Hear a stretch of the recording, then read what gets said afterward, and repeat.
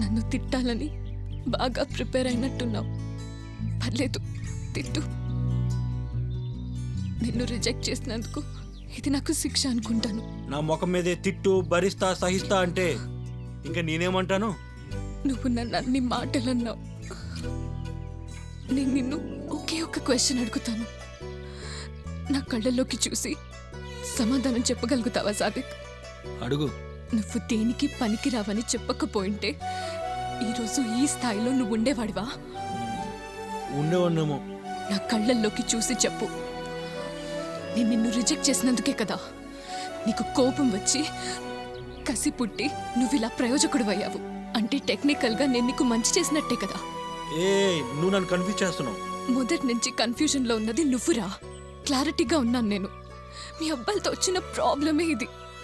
ఏ అమ్మాయినా తన కాబోయేవాడు బాగుండాలని కోరుకుంటుంది. అమ్మాయిలు చాలా స్వార్థిరా. నేను కూడా అంతే. మెల్లగా చెప్తే వినరు, గట్టిగా చెప్తే హర్ట్ అవుతారు. మీకు చెప్పకపోతే మీరు ఎలా మారతారు?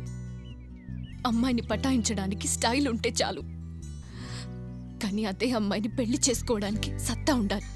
జీవితంలో గెలిచే సత్తా, జీవితాంతం గెలిచే సత్తా నీలో ఆ సత్తా నేను చూశాను.